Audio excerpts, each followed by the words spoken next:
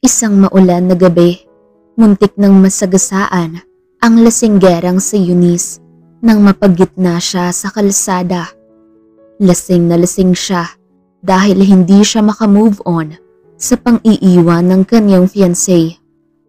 Hindi niya matanggap na pagkatapos mag-propose ay basta na lang umalis nang hindi nagpapaalam. Nalaman na lang niya isang linggo ang nakalipas na married na ito sa iba. Ang akala ni Eunice ay tuluyan na siyang sasagasaan ng may-ari ng kotse, pero huminto lang ito sa kanyang harapan. Parang nawala ang lungkot niya ng panandalian nang matitigan niya ang mukha ng lalaki. Ano kaya ang magiging papel ng lalaki sa buhay ni Eunice? Pagewang-gewang si Eunice na naglalakad pa uwi ng bahay niya. Kahit ang dami niyang nainom ngayong gabi, ay pinilit pa rin niyang makauwi dahil ayaw niyang matulog sa daan. Marami na siyang naisip na pwedeng gawin para makalimot, ngunit hindi pa rin siya makamove on sa pang-iiwan ng kanyang fiancé. Hindi niya matanggap na pagkatapos mag-propose ay basta na lang umalis nang hindi nagpapaalam. Nalaman na lang niya ang isang linggo ang nakalipas sa tsismo sa pangkapitbahay nila ang nagsabi na kasal na ito sa iba. Yung singseng na bigay sa kanya ay sinubukan niyang isangla sa pawn shop para naman makabawi siya. Yun pala ay peke naman, kaya itinapon na niya sa kung saan. Sa kakalakad ni Eunice ay napunta na siya sa gitna at napansin niya ang isang kotse na papalapit, pero hindi niya ito alintana. Ang akala ni Eunice ay tuluyan na siyang sasagasaan ng may-ari, pero huminto lang ito sa kanyang harapan. Bumukas ang pinto at lumabas ito. Parang nawala bigla ang lungkot na nadarama ni Eunice nang panandalian niyang matitigan ang mukha ng lalaki. May balbas pero tisoy, matangkad at maskulado. Itong ganito ang mga tipo niya, pero manloloko ang binigay sa kanya ng tadhana. Pero hindi man lang nagtagal. Magpapakamatay ka ba, miss? Kung hindi ay umalis ka rito sa gitna ng daan. Istriktong tura ni Nico. Nakangangalang si Eunice na tumingala sa nasabing lalaki. Naghang yata yung utak niya. Pasensya na. Masama kasi kalooban ko at saka lasing ako. Sagot ni Eunice. Napangyuwi ang lalaki sa sinabi niya. Kahit gaano man kabigat ang problema mo, ay hindi solusyon na magpakamatay. There are many beautiful things ahead of you, kaya ang sarap pa rin mabuhay. Sabi ni Nico. Hindi nakaimik sa Eunice. Paano siya mabubuhay ng masarap kung ganito ang nangyari sa kanya? Umasa kasi siya na hanggang wakas ay silang dalawa ng fiancé niya. Gusto nga niyang malaman na kung bakit nagawa pa nitong mag-propose kung iiwan lang din naman siya. Pasensya na ulit. Naiiling na saad ni Eunice. Hindi sumagot ang lalaki. Bagkus ay bumalik na ito sa loob ng kotse. Umiling na lang si Eunice at pagewang-gewang na umalis sa gitna ng daan. Samantalang si Nico ay napailing na lang na nakatingin sa lasing na babae mula sa review mirror. Wala siyang ideya sa pinagdadaanan nito, pero alam niyang sobrang bigat. Hindi naman kasi magiging ganon ang isang tao kung walang mabigat na dahilan. Napahinga na lang ng malalim si Nico nang maalala ang ate Kay niya na nalunod sa matinding depresyon, kaya nakalagak ngayon sa mental facility kasi nabaliw. Mabuti na lang hindi niya naabutan ang lalaking yon na siyang dahilan. Kung hindi, ay talagang nasa kulungan na siya ngayon. Hindi magiging assurance ang yaman o kagandahan, basta kung ang kalaban ay yung taong manloloko. Kaya kung siya ay hindi sigurado sa isang babae, ay hindi siya manliligaw kasi masasaktan niya at mag-cause ito ng sakit. Napakunot na lang ang noo ni Nico nang bigla na lang matumba ang nasabing babae sa semento. Dali-dali siyang bumaba ng kotse at tinakbo ang pagitan nilang dalawa. Sabay karga nito papasok sa loob ng kotse. Saan ba magulang mo ha? Bakit hinahayaan ka lang na maging ganito? Tanong ni Nico. Hindi sumagot ang babae. Nakapikit ang mga mata nito. Tapos bigla na lang tumulo ang luha. Wala ko nun. Ang nag-iisang taong kakampi ko ay nawala pa. Kaya kung ikaw ay walang planong magseryoso sa babae, ay huwag mo nang subukan para wala kang masaktan. Sabi ni Eunice. Napangiwi na lang si Nico dahil napangaralan patuloy siya. Hindi na kumilos ang babae, kaya hindi na niya ito matanong kung saan niya ito iuuwi. Naisip na lang niyang dalhin niya muna ito sa bahay niya para doon magpalipas ng gabi. Pagdating niya ay bumukas agad ang gate. Nasa labas na pala si Nanay Rosa na naghihintay sa pag-uwi niya. Dahan-dahang bumaba si Nico. Pinag-alala mo kung bata ka. Saan ka ba nagsusuot? Tanong ni Nanay Rosa. Napangiti si Nico. Si Nanay Rosa lang talaga ang meron siya ngayon. Hindi sila magkasugo, pero tinatrato niya ito na parang anak. Ang magulang niya kasi ay hindi niya alam kung nasaan na ngayon. Bigla na lang nagkanya-kanyang tira nang lumaki sila. Ngayon lang niya napagtanto na meron palang walang pakialam na magulang nang ma-experience na niya first hand. Kaya bilang ganti ay binigyan niya ng maayos na buhay ang pamilya ni Nanay Rosa sa probinsya para hindi na mag-isip ang matandang babae. Para yung pera nito ay maitatago na may magagamit kung kinakailangan. Naging useless lahat ng meron siya ngayon kung hindi siya masyadong masaya sa buhay. Kaya itinulong na lang niya sa iba. Galing siya sa atin niya kanina, kaya ginabi siya ng uwi kasi malayo yung facility na yon dito. Mangiyak-ngiyak nga siya dahil parang ayaw gumaling ng kapatid kasi tulala pa rin ito. O di kaya sinadya na lang nito kasi gusto nang tuluyang magpahinga. Hindi kasi biro ang na-experience ng kapatid niya. Iniwan ng live-in partner tapos nawalan pa ng anak dahil nalaglag sa sobrang stress. Kaya alam niyang hindi ito mabilis makamove on sa sitwasyon na ganun. Pasensya na po, Nanay Rosa. May dinaanan lang ako. Sagot ni Nico. Ngumiti naman ang matandang babae. Pumasok ka na sa loob at nang makakain ka.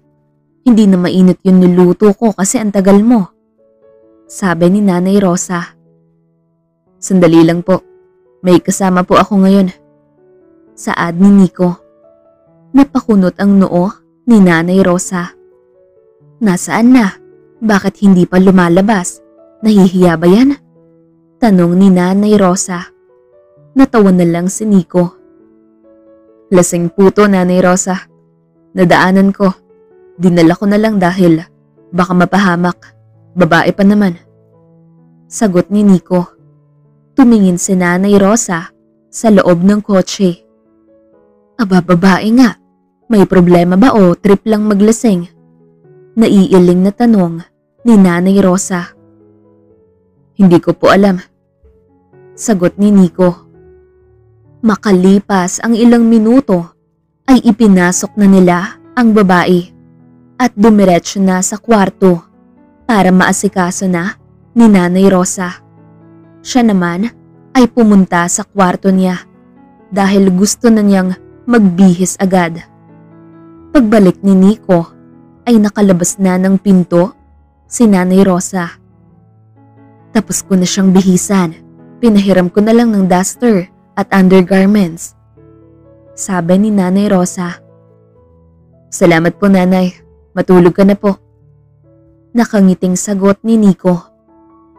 Pagpasok ni Nico sa guest room ay nadatnan niyang mahimbing ang pagkakatulog ng babae. May kasama pang paghilik na parang hindi nakainom pero lasing na lasing ito kanina. Kadalasan talaga ay broken-hearted ang isang tao. Coping mechanism kasi ang pag-iinom pero kapag okay na ay hindi pa rin nawawala yung sakit. Pinagmasdan niya ng maigi ang buong mukha ng babae. Maganda naman ito, tsaka mukhang mabait. Pero bakit nagawa pang lokohin? Kahit hindi pa niya alam ang dahilan, pero ramdam niyang usaping puso ang concern nito. Nang mapahikab si Nico, ay agad na siyang lumabas para pumasok din sa kwarto niya at matulog. Kinabukasan, samantalang si Eunice ay nagising nang makaramdam siya ng pagkauhaw pero bigla na lang siyang napasapo sa kanyang ulo kasi sobrang sakit nito. Bago pa makababa ng kama, si Eunice ay bumukas ang pinto at pumasok ang isang matandang babae. Napakunot ang kanyang noo nang mapansin niya ang kinaroroonan ngayon. Puro puti ang pintura ng dingding. Plain pati na ang kurtina ay itim. Gising ka na pala, iha.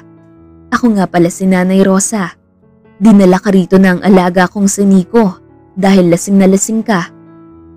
Nakangiting sabi ni Nanay Rosa. Napakunot naman ang noo ni Eunice. Sino kayang Nico yon? Hello po, Nanay Rosa. Pasensya na po. Naabala ka pa yata. Hinging paumanhin ni Eunice. Ngumiti si Nanay Rosa. Okay lang. Naalala ko yung anak kong babae sa probinsya. Magkapareha kayong dalawa. Maglalasin kung may dinadalang problema, lalo kung tungkol sa relasyon. Sagot ni Nanay Rosa. Hindi nakaimik sa Eunice. Nasapul ni Nanay Rosa ang dahilan kung bakit nagkaganito siya. Ganun po talaga siguro ang henerasyon ngayon, sabi ni Eunice. Napailing na lang si Nanay Rosa, sabay tapik sa kanyang balikat. Dadaan lang yung sakit, iha. Ang isipin mo na lang, inalayo ka sa maling tao.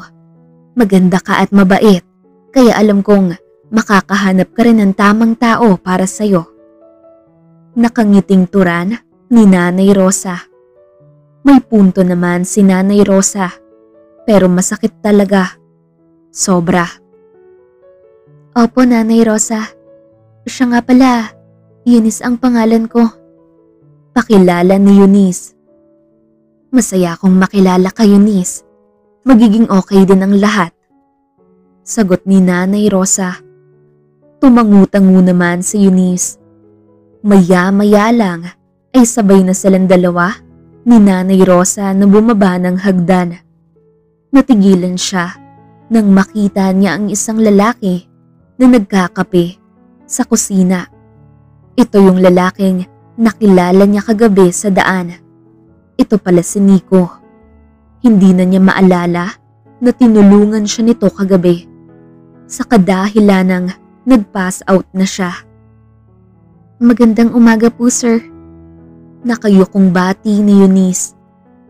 Tumingin sa gawin niya si Nico, kaya napilitan siyang itaas ang kanyang mukha. Nico na lang, maupo ka na. Sabay na tayong kumain. Pupunta akong office ngayon. Isasabay na kita. Sagot ni Nico. Nagkangitian silang dalawa ni Nanay Rosa. Tumango naman si Eunice at humila ng upuan, sabay upo. Salamat, Nico. Nakangiting sabi ni Eunice. Napahinga na lang siya ng malalim nang ngumiti ang lalaki sa kanya. Mas gwapo pala ito, lalo sa umaga. Ang kinis ng kutis. Mamahalin yata ang gamit na skincare ng lalaki. Walang anuman, sagot ni Nico. Nang matapos sa paghahanda, si Nanay Rosa ay nakaramdam agad ng gutom sa Eunice. Tahimik silang kumakain na dalawa ni Nico. Inaya pa nga niya si Nanay Rosa pero tapos na raw itong kumain. Nakayuko lang si Eunice dahil parang wala rin namang planong magsalita si Nico. Kain lang siya ng kain dahil uuwi na siya mamaya. Kailangan dahil baka hinahanap na siya ngayon ng kanyang boss dahil hindi siya nakarating sa office. Nagtatrabaho si Eunice sa isang car store at doon sila nagkakilala ng kanyang fiancé. Maya-maya lang ay narinig niyang tumikhim si Nico kaya agad siyang napatingin rito. Bakit? Untag ni Eunice. Tinitigan siya ni Nico kaya biglang nakaramdam ng hiya si Eunice. Naalala mo ba yung pinaggagawa mo kagabi? Tanong ni Nico. Napaisip si Eunice. Napangyuwi na lang siya na inaalala kung ano yun dahil baka may nagawa siyang hindi maganda. Yung nagpagitna ako sa kalsada, yun lang naman yun at wala nang iba. Sagot ni Eunice. Okay, but before that, saan ka galing? Saan banda ka uminom? Kahit gaano pa kasakit yung pinagdadaanan mo, ay huwag kang lumabas ng bahay at pumunta sa kung saan. Lalo na kung mag-isa ka lang. Madadagdagan ang alalahanin mo kung may mangyari sa iyong hindi maganda. Sabi ni Nico. Para siyang nakakatandang kapatid na nagsisermon. Hindi na umimik si Eunice dahil tama naman ito. Pasensya na talaga pero salamat dahil tinulungan mo ko. Napabuntong hininga na sagot ni Eunice. Ngumiti si Nico. Kung mauulit pa at magkita tayo, ay hahayaan na kitang makatulog sa kalsada. Sabi ni Nico. Hindi talaga napigilan ni Eunice na huwag matawa sa sinabi ni Nico. Makalipas ang ilang minuto ay tapos na silang kumain, kaya sabay na silang dalawa na lumabas ng kusina. Pinahiram siya ng lalaki ng damit pambabae. Hindi na rin siya nagtanong kung kanino yon dahil nagmamadali na siya. Dumiretso na lang siya sa establishment kung saan siya nagtatrabaho. Mamaya na lang siya uuwi sa bahay niya. Maraming salamat, Nico. Kung magkikita man tayong mali, ay hindi na sa ganong sitwasyon. Nakangiting turan ni Eunice. Natawa si Nico sa kanya. Hindi ka sure. Pera na lang kung makamove on ka na talaga ng tuluyan sa dahilan. Sabi ni Nico. Hindi nakaimik sa Eunice dahil may point si Nico. Kumakaway pa siya nung umalis na ang kotse na minamaneho ng lalaki kaya pumasok na siya sa loob. Nadatnan niya ang mga kasamahan niya sa trabaho. Nakasara ang pinto ng opisina ng boss niya kaya hindi niya alam kung nasa loob ba ito o wala. Okay ka na? Akala ko hindi ka papasok ngayon. Tanong ni Helena. Napahinga ng malalim sa Eunice. Magiging okay lang ako, Helena. Kung malalaman ko ang dahilan niya kung bakit bigla na lang siyang nawala. Sagot ni Eunice. Napansin niyang napailing si Helena sa sinabi niya. Closure is a closure, Eunice. Wala nang taong nang iiwan na babalik para sabihin ang mga dahilan niya, lalo na kung maiba na itong kaligayahan. Sabi ni Helena. Parang maiiyak si Eunice. Buti na lang talaga napigilan niyang tumulo ang kanyang mga luha. Naramdaman na lang niyang niyakap siya ng mahigpit ni Helena. Ang sakit-sakit ng nararamdaman ko, Helena. Hindi ko alam kung mawawala pa to. Naiiling na saad ni Eunice. Mawawala din yan, pero hindi pa ngayon. Sagot ni Helena. Kahit hindi feel ni Eunice ang magtrabaho, ay pinilit niya ang kanyang sarili. Kinahapunan ay magkasunod lang silang dalawa ng boss niya na lumabas ng building. Nauna nang umuwi si Helena dahil may maliit pa itong anak na naghihintay sa kanya. Pauwi ka na ba, Eunice? Alam ko ang pinagdadaanan mo ngayon. Okay lang naman kung hindi ka muna papasok. Mag-leave ka ng 1 month at pumunta sa kung saan. Sabi ni Miss Lina. Ngumiti si Eunice. Ayaw niyang masayang yung mga araw na may sasahurin siya dahil lang sa lintik na pagmamahal na ito. Pero talagang hindi siya makapag-focus dahil sa sakit ng puso niya sa nangyari. Uuwi na rin ako, miss. Sagot ni Eunice. Sumama ka na lang kaya muna sa akin. May pupuntahan lang ako sa isang mental institution. Hindi naman din tayo magtatagal doon. Aya ni Miss Luna. Sige po. Nakangiting sagot ni Eunice. Makalipas ang ilang minuto ay bumabiyahe na sila. Hindi naman sinabi ni Miss Lina kung sino ang pupuntahan nila doon. Kaunti lang naman ang alam niya sa buhay nitong boss niya. Bukod sa dalaga pa ito at walang karelasyon sa ngayon, ay wala siyang alam patungkol sa personal nitong buhay. Isang oras din ang naging biyahe nila bago sila nakarating sa pupuntahan. Ang laki ng institusyon na ito. Iba't iba ang pinagdadaanan ng tao na naririto. Sasama ka ba sa akin sa loob, Eunice? Tanong ni Miss Lina. Oo, miss. Sagot ni Eunice. Maya-maya lang ay nagkasunod na silang dalawa ni Miss Lina na pumasok sa loob ng gate. Nagpaiwan siya sa may bakuran nang pumasok na si Miss Lina doon. Hintayin mo ko rito ha, sabi ni Miss Lina. Tumango naman si Eunice. Pagkaalis ni Miss Lina ay napatingin siya sa buong paligid. Ang spacious ng nasabing lugar at daming mga bulaklak. Pero kahit gaano pa kaganda ay marami ding mga kanya-kanyang problema ang nandito. Sa bandang dulo ay may nagtatakbuhan, umiiyak, sumisigaw, kaya hindi biro yung pasensya at dedication ng mga nurse na andito. Nang mapalingon sa bandang dulo, si Eunice ay napansin niya ang isang babaeng tahimik lang. Maganda ito, kaya lang ay yung buhok ay hindi maayos ang pagkakasuklay at hindi nakatali. Nakaupo lang ito sa upuan na walang imik pero nakatutok lang sa isang direksyon, kaya lang walang reaksyon. Sa tingin ni Eunice ay matanda sa kanya ng ilang taon ang nasabing babae.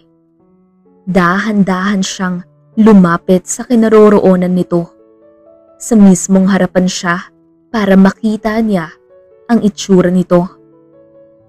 Hi, I'm Eunice. Ikaw, anong pangalan mo? Tanong ni Eunice. Hindi kumilos ang babae, ni hindi man lang ito na-bothered sa presensya niya. Ngayon lang natignan ng maayos ni Eunice ang mukha nito. Maganda nga talaga at sobrang kinis. Wala siyang nakuha na sagot mula rito, kahit anong itanong niya rito hanggang sa may nurse na dumating. Siya si Kay, ang bigat ng pinagdadaanan niya kaya naging ganyan siya. Sagot ni Miss Nurse. Na-curious naman si Eunice kung ano ang napagdaanan nito. Ano bang napagdaanan niya? Kung pwedeng magtanong? Sabi ni Eunice. Nagkaroon siya ng matinding depresyon dahil iniwan siya ng live-in partner at nakunan din siya kaya naapektuhan din ang kanyang mental health.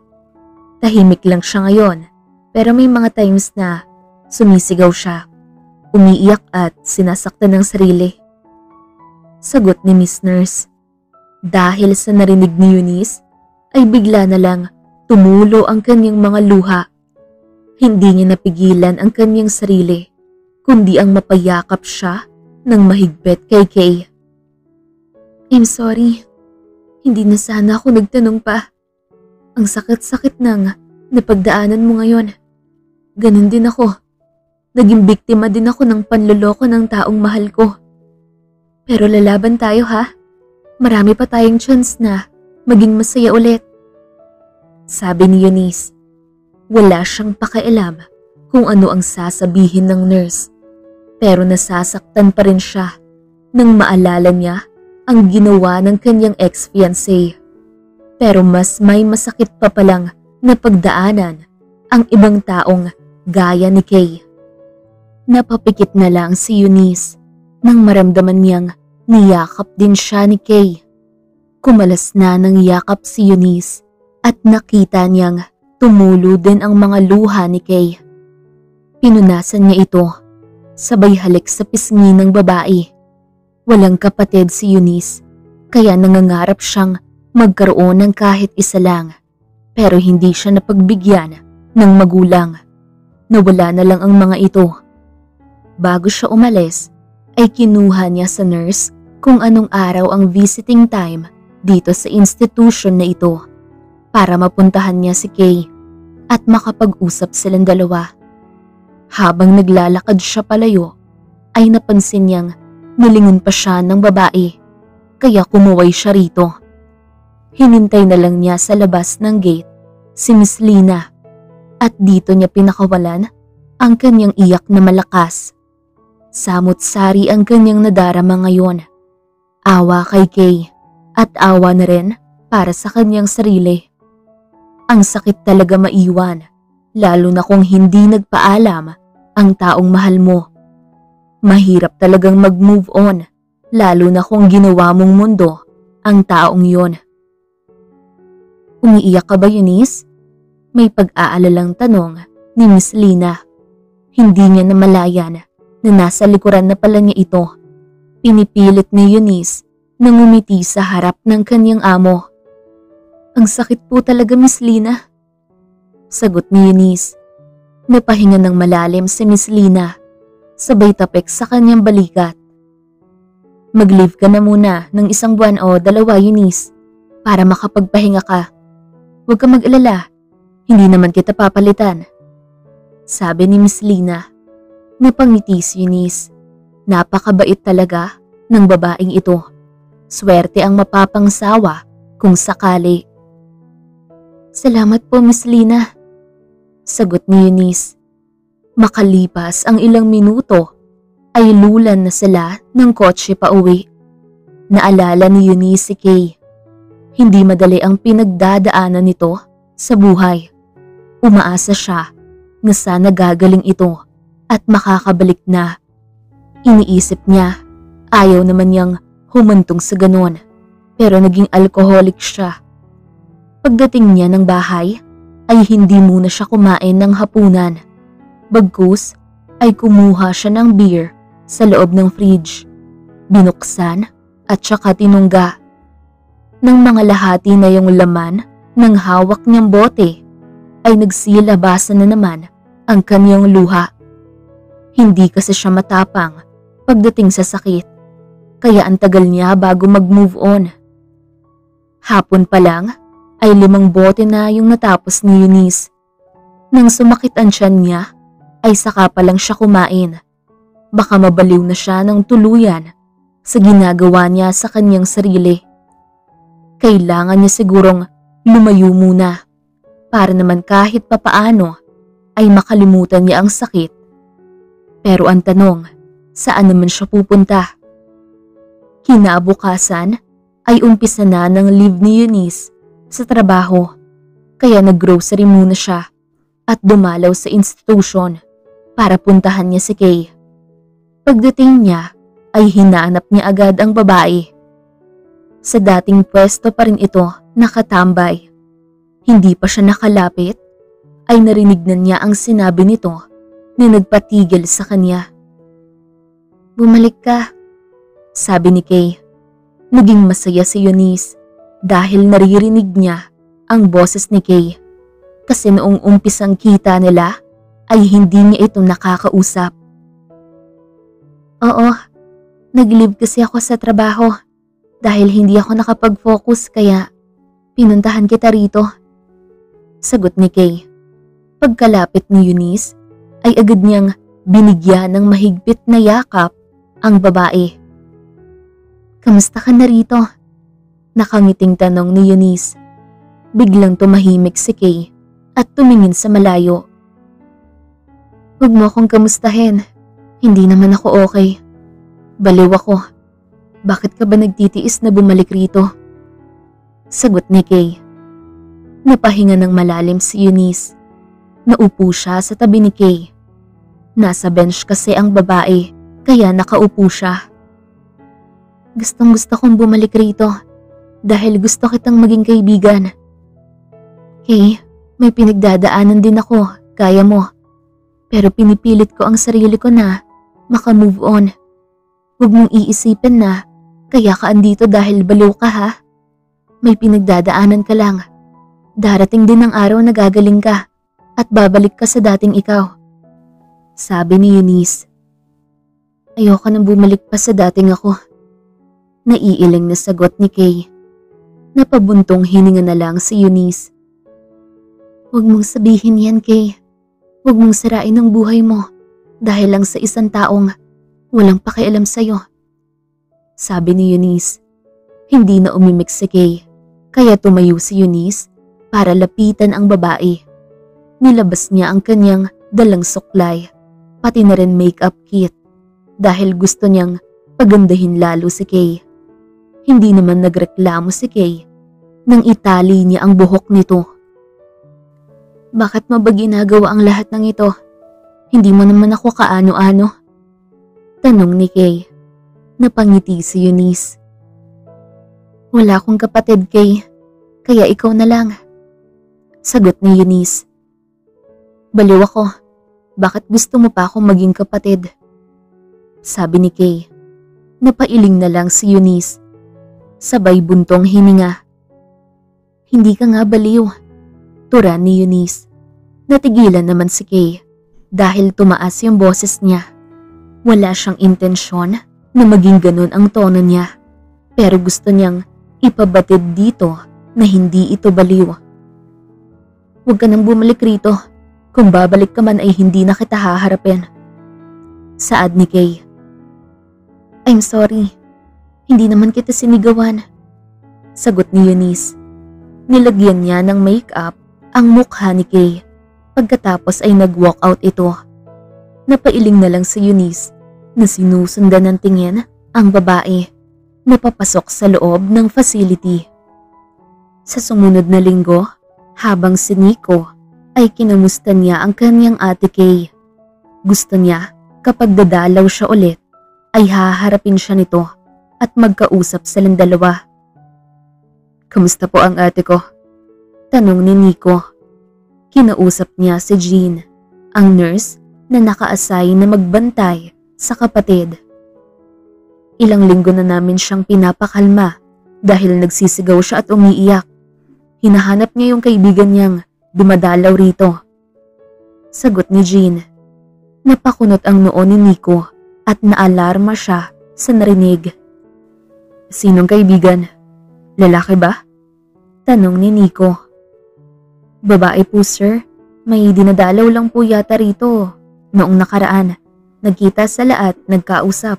Kaya tuloy-tuloy yung punta rito ng babae. Sayang nga lang dahil hindi ko nakuha yung pangalan niya. Nakatulong siya para kumalma ang pasyente mo," sagot ni Jean. "Please pakiingatan yung ate ko. Kung may lalapit man sa kanya dyan, ay paki-surveillance na lang ha. O mas mabuti na wag na lang siyang palabasin," sabi ni Nico. Harmless naman yung babae, pero sige po para sa peace of mind mo, sagot ni Jean. Dahil sa narinig, agad na pumunta sa institution si Nico. para dalawin ang kapatid niya. Pagdating niya ay hinarap naman siya nito pero hindi nagsasalita. Malayo ang tingin na hindi man lang siya magawang ngitian. "Kamusta ka na, ate?" tanong ni Nico. "Mas magiging masaya ako kung kasama mo ang kaibigan ko," sagot ni Kay. Kahit na papaano ay naging masaya si Nico na nagsasalita na ulit ang ate niya. Umaasa pa rin siya na darating ang araw ay babalik na sa normal ang sarili nito. "Hindi ko kalala yun. At saka, ang masasabi ko lang sa'yo ay hindi ka pwedeng makipag-usap sa kung sino-sino na hindi mo kilala," sabi ni Nico. Naging mabagsik ang tingin ng kapatid niya sa kanya. "Shut up! Mabait yung kaibigan ko. Hindi gaya mo na walang pakialam sa akin." Galit na sigaw ni Kay. Napaatras si Nico. Natakot siya sa outburst ng kapatid niya. Baka mamaya ay saktan siya nito. Ang sakit namang isipin na ginawa niya ang lahat para gumaling ito. Pero siya pa itong nasabihan na wala siyang pakialam. Sa bagay, hindi naman talaga sila close na dalawa. Noon pa man, naging mundo nito ang lalaking yon, pero nang iwan lang din sa bandang huli. "Hindi totoo yan, ate. Mahal kita dahil kapatid kita," umiiyak na sagot ni Nico. "Really? Pero dinala mo ako rito, imbes na mag-isip ng ibang solusyon. Mabuti pa yung kaibigan ko. Palaging sinasabi sa akin na hindi ako baliw," sambit ni Kay. Napailing na lang si Nico. Ngayon lang niya nalaman na may tampo pala sa kanya ang kapatid niya. "I'm sorry, ate. Magpagaling ka.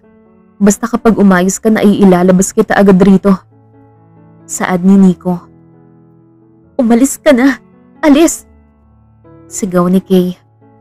Napailing na lang si Nico na naglalakad habang punas-punas ang kanyang basang pisngi.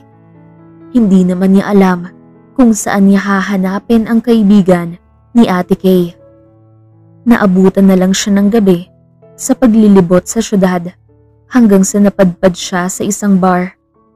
Pagpasok pa lang niya sa loob ay tumambad na sa kanya ang pamilyar na likuran ng babae. Hindi siya pwedeng magkamali. Si Eunice ito. Paglapit niya sa counter ay ngumiti ito sa kanya. Sabay tapik sa kanyang balikat. "Hi Nico, hindi ko alam na dito pa tayo magkikita ulit," nakangiting sabi ni Eunice. Napailing na lang si Nico. Parang naging habit na ni Eunice ang pag-inom. Kasi unang kita nila ay lasing ito. Tapos ngayon ay nag-iinom sa bar. "Problema na naman?" tanong ni Nico. Natawa si Eunice, pero pansin niyang hindi man lang umabot sa mga mata nito. "Ito pa rin naman yung una kong problema. Hindi mawala-wala," sagot ni Eunice. Huminga ng malalim si Nico at naupo sa tabi ni Eunice, sabay order ng inumin. "Hindi ko rin maintindihan kung bakit palagi na lang alak yung takbuhan kung nasasaktan ng isang tao," sabi ni Nico. "Problemado ka rin?" tanong ni Eunice. Tumingin siya rito at itinaas ang kanyang baso. "Short of family problem," sagot ni Nico. "Kailan talaga yung magresolba niyan? Kasi pamilya kayo," sabi ni Eunice. "Hindi siya kamag-anak. Kapatid ko lang at ako ang involved sa issue," naiiling na sagot ni Nico. Inubos niya ang laman ng baso at humingi pa ng isa. "Okay, magkwento ka na. Makikinig ako," sabi ni Eunice. Nag-ipon muna ng hangin sa Nico para mailabas niya ang kanyang saloobin. "Sinisi ako ng ate ko dahil dinala ko siya sa mental institution para maipagamot. Para kasing may something na sa kanya pagkatapos siyang makunan at iwan ng karelasyon niya," sagot ni Nico. Narinig niya ang lalim ng buntong hininga ni Eunice. Nakakalungkot naman yung nangyari sa ate mo. Sensitive kasi yung mga ganyang issue, lalo na para sa kanila na nakakaranas ng matinding depression. Much better na iwasan mong banggitin yung mga salitang magpa-trigger sa kanila. Gaya ng makarinig sila na kaya sila dinala sa mental institution dahil baliw sila. Kahit kung iisiping mabuti, nakakasira naman talaga ng pag-iisip yung dinanas niya. Sabi ni Eunice. Hindi naman talaga ako nagbabanggit ng ganun. Siya lang ang nag-iisip pero iintindihin ko na lang muna. Tugon ni Nico. Magiging okay din ang lahat. Magtiwala ka lang at samahan ng pagdadasal. Nakangiting sabi ni Eunice. Napangiti na lang din si Nico. What about you? Bakit naging alcoholic ka? Gaano ba kabigat yung problemang daladala mo? Tanong ni Nico. Tinitigan siya ng babae. Yung karelasyon ko ay bigla na lang naglaho pagkatapos mag-propose sa akin. Nalaman ko na lang na kinasal na pala sa iba. Ano yun? Naglolokohan lang pala kami. Sagot ni Eunice. Napabuntong hininga na lang si Nico. Hindi na talaga niya alam kung ano ang nangyayari sa mundo. Kung sino pa yung seryoso, ayun pa ang sinasaktan at naluloko. Hinawakan niya ang balikat ni Eunice at tinapik ng maraming beses. Hindi pa naman huli ang lahat para maging masaya ka ulit. Hindi siya kawalan sa'yo. Sabi ni Nico. Sabagay, pero masakit talaga. Reklamo ni Eunice. Napangiti na lang si Nico. Wala naman siyang ibang magagawa para pagaanin ang damdamin ni Eunice dahil siya mismo ay masama din ang loob. Kaya lumabas na lang sila ng bar at nag-food trip sa night market. Order ka lang ng order, Eunice. Sagot ko lahat. Sabi ni Nico. Ang tamis ng naging ngiti ni Eunice na nakatingin sa kanya. Sabi mo yan ha? Ipag-order na din kita. Ano ba gusto mo? Tanong ni Eunice. Kung ano yung sayo, yun na lang din akin. Nahihirapan akong maghanap. Sagot ni Nico. Tawang-tawa si Eunice. Tinamad ka lang talaga. Klarong-klaro na yan dyan yung pagpipilian. Sabi ni Eunice. Napangisi si Nico, pero at the same time ay nalungkot din siya dahil ni minsan ay hindi sila nagkaroon ng pagkakataon ng ate niya na magbanding ng ganito. Kung gagaling ito, ay talagang babawi siya ng bongga. Kahit saan pa sila pumunta, ay okay lang. Tumambay lang sila saglit at nag-uusap ni Eunice habang hinihintay nila ang kanilang order. Hindi pa rin naman gutom si Nico, kaya okay lang sa kanya kung matagalan ang pagluluto. Pero madali lang siguro dahil barbecue naman ang niluluto. Habang si Eunice ay pinipigilan na lang niya ang wag masuka. Napapadami yata ang kanyang pag-inom.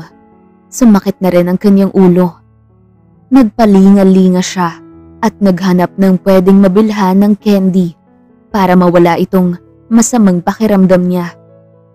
Saan ka pupunta? Tanong ni Nico. Hanap lang muna ako ng tindahan. Maupo ka habang hinihintay yung order natin. Sagot ni Eunice. Samahan na kita, Eunice. Sabi ni Nico. Hindi na, babalik lang naman ako. Nakangiting sagot ni Eunice.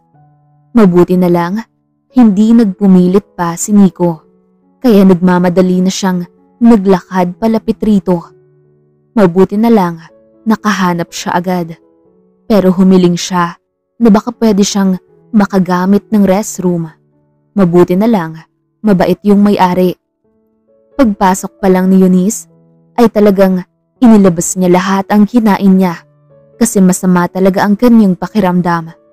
Nang umayos na, ay lumabas siyang malinis na yung bowl dahil nakakahiya kung hindi niya lilinisin bago umalis. Nabasa patuloy yung suot niyang bestida pero carry lang naman siguro at matutuyo ito mamaya. Pagbalik niya ay luto na ang kanilang order. Nasa mesa na ito kung saan nakaupo si Nico na hinihintay siya. Akala ko hindi ka nababalik. Naiiling na sabi ni Nico. Napahalakhak na lang si Eunice. Hindi naman siya nang iiwan ng kasama. Siya pa nga itong laging iniiwan. Hindi para naman yatang may trust issue ka. Sagot ni Eunice. Napangisi na lang si Nico dahil sa sinabi niya. Naupo na rin si Eunice para makakain na silang dalawa ni Nico. Habang kumakain sila ay nag-uusap din paminsan-minsan. Mahina nga lang, hindi gaya sa ibang customer na parang abot hanggang ibang barangay yung boses. Akala mo nasa piyestahan lang kung magkwentuhan ang mga ito. Masakit sa tenga pero imbis na magreklamo siya ay kakain na lang siya. Umuwi sila ni Nico sa kani-kanilang bahay.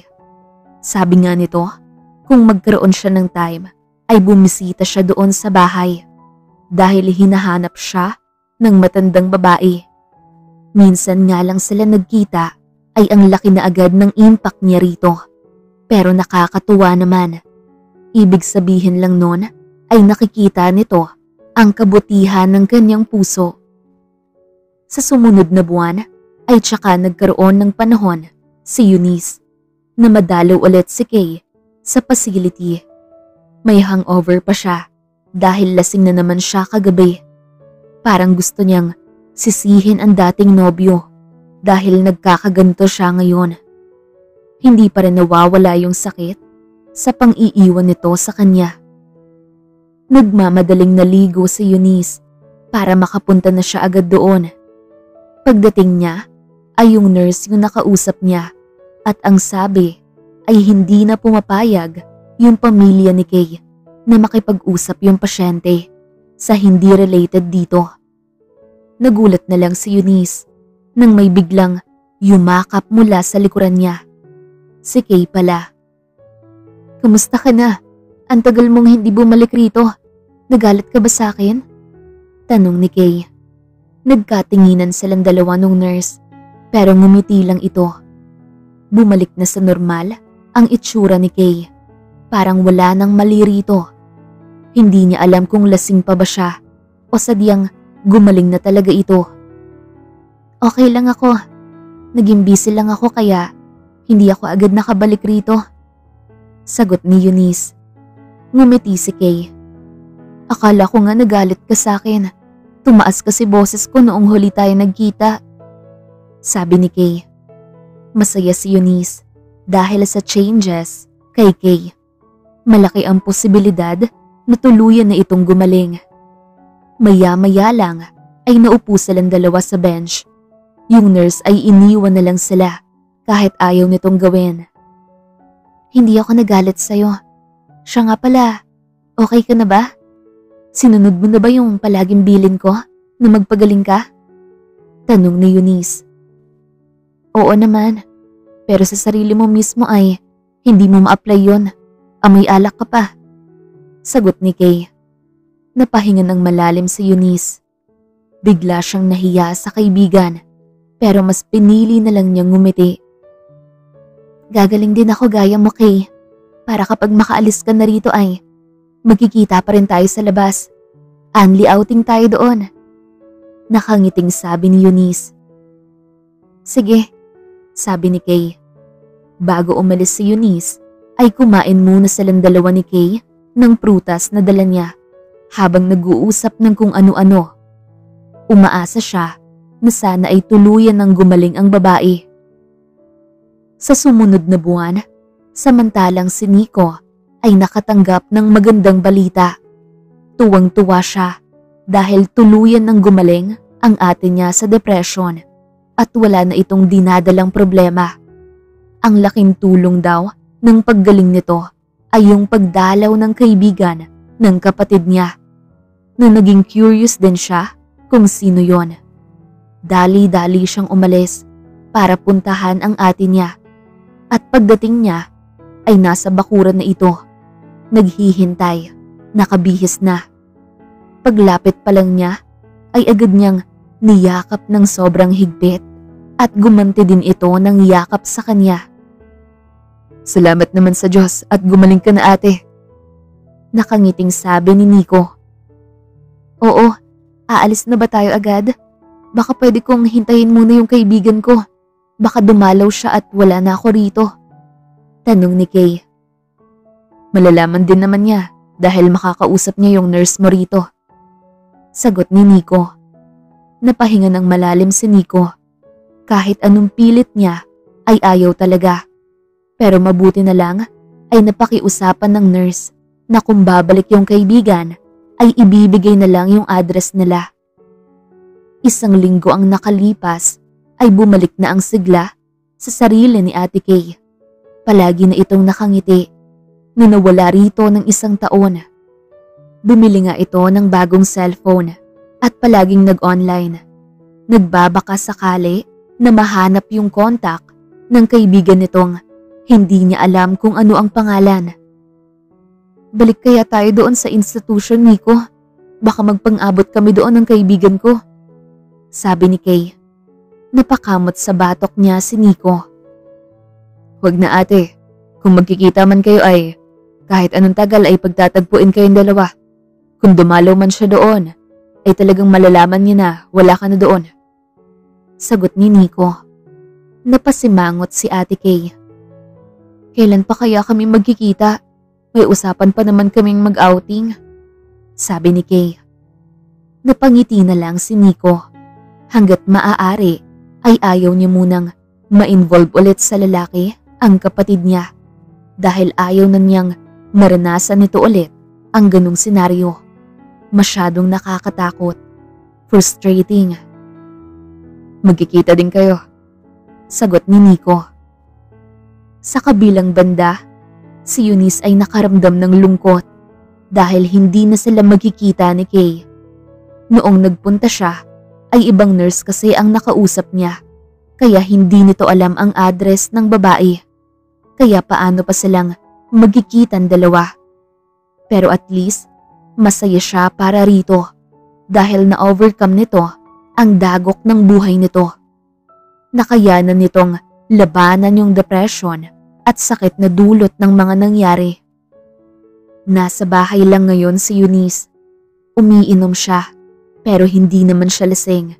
Pa-scroll-scroll lang siya online at napakunot ang kanyang noo nang mag-appear na may nag-message request sa kanya. Tinignan naman niya agad kung sino. Pagbukas niya ay nanlalaki ang mga mata niya dahil si Kay raw ito. Hindi siya naniniwala dahil cartoons yung profile picture hanggang sa tumawag ito kaya sinagot niya. Oh my God, Kay! Ikaw nga talaga yan! Pasigaw na sambit ni Eunice. Yes, it's me. Ang tagal kitang hinanap. Diyos ko naman, magkita tayo please. Natatawang sagot ni Kay. Sige. Sandali lang, magbibihis lang ako. Sabi ni Eunice. At sabay silang nagtatalon na dalawa sa sobrang tuwa. Okay, chat you the place. Sagot ni Kay. Pagkababa ng tawag ay hindi mapuknat ang ngiti sa labi ni Eunice. Nakahanap siya ng mabuting kaibigan sa katauhan ni Eunice. Para na nga silang magkapatid. Dali-dali siyang nagbihis nang mareceive niya ang chat ni Kay kung saang lugar sila magkikita. Mabuti na lang, nakasakay agad siya ng taxi kaya hindi siya natagalan sa pag-alis. Pagdating niya ay nagtatatalo na naman sila ulit ng kaibigan at nagyakapan pagkatapos. I miss you. Ang blooming mo na ngayon. Healed na talaga totally. Nakangiting sabi ni Eunice. Teary-eyed si Kay kaya agad niyang tinampal ang braso nito. Salamat sa'yo. Ikaw talaga ang ginawang way ni Lord para matulungan ako. Salamat sa pagtsatsaga. Emosyonal na saad ni Kay. Uy, huwag tayo mag-iyakan rito. Nakakahiya sa makakakita. Baka sabihin na lang nag-away tayo. Saway ni Eunice.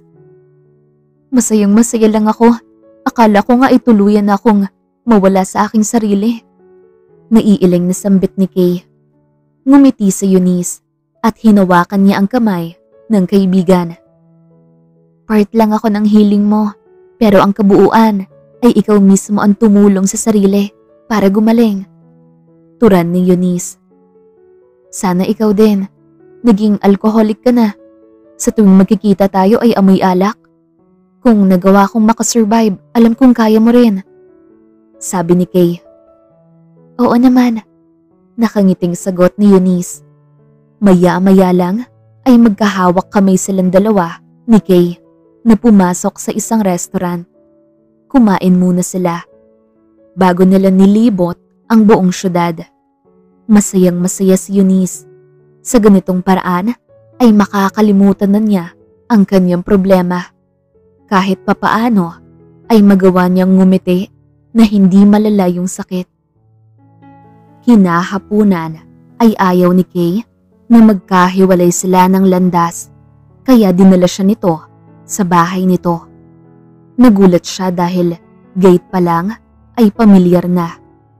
Ngayon lang niya naisip na hindi niya napansin na yung kapatid na sinasabi ni Nico ay si Kay, pero hindi siya nagsalita. Hahayaan niyang magulat ang kaibigan niya. Pagpasok nila sa front door ay sakto naman na nasa living room si Nanay Rosa. Eunice, ikaw pala yan. Nakangiting sabi ni Nanay Rosa. Ramdam niya ang tuwa ng matanda dahil walang keme itong yumakap sa kanya. Hello po Nanay Rosa. Sambit ni Eunice. Magkakilala kayo ni Eunice, Nanay? Tanong ni Kay. Ngumiti ang matandang babae. Oo, magkakilala rin sila ni Nico. Sagot ni Nanay Rosa. Nanlaki ang mga mata ni Kay. Oh my, kung sinabi ko lang kay Nico na ikaw yung kaibigan ko ay magkikita na sana tayo agad. Naiiling na sabi ni Kay. Natawa si Eunice. Hindi ko nga rin naisip na ikaw yung kapatid ni Nico. Sagot ni Eunice. Nagkatawanan na lang silang dalawa.